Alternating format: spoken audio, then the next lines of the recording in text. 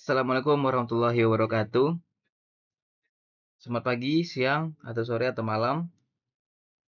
Kembali lagi bersama saya Ferus Fauzi dengan NIM 2455040711032.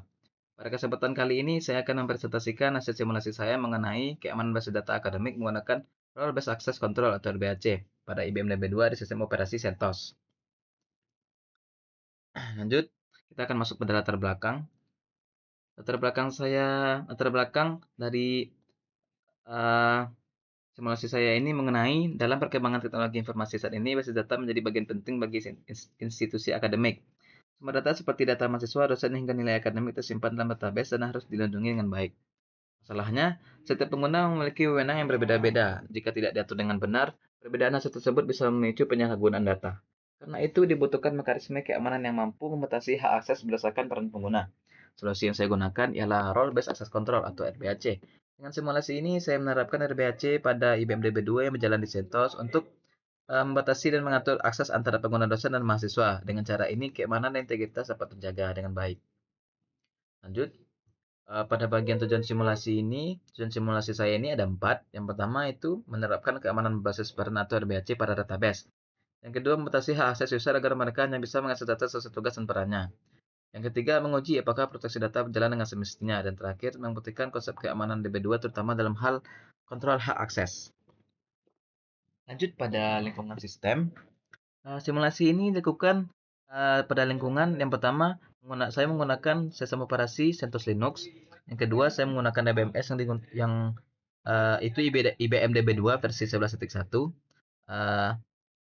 Database yang saya gunakan yaitu ada akademik yang terdapat 3 user, ada DB2 NC1 sebagai administrator, kemudian dosen 1 dan mahasiswa 1. Dan objek utama yang akan saya uji adalah tabel mahasiswa. Lingkungan ini saya gunakan sebagai representasi dari sistem akademik sederhana.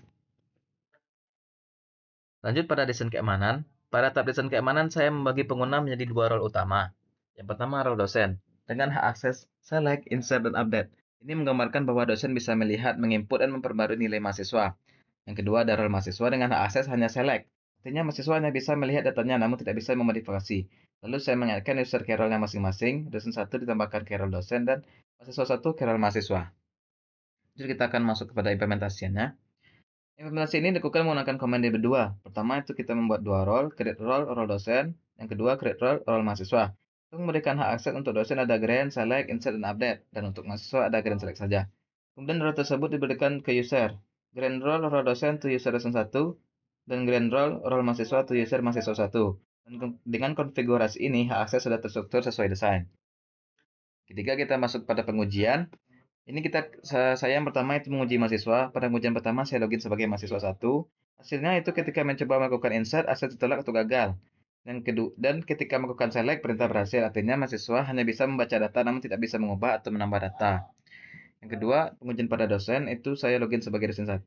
Hasilnya ada insert berhasil dan select juga berhasil. Ini menunjukkan bahwa dosen memiliki hak yang lebih luas, yaitu mengelola data mahasiswa. Nah, saya menganalisis dari hasil yang saya dapatkan, yaitu akses terbukti terkontrol dengan baik. Setiap user hanya bisa melakukan operasi sesuai perannya. Percobaan akses ilegal oleh mahasiswa berhasil diblokir, serta sistem keamanan bekerja sesuai desain yang telah direncanakan. Sehingga RBAC pada DB2 terbukti efektif dalam menerapkan perlindungan data akademik.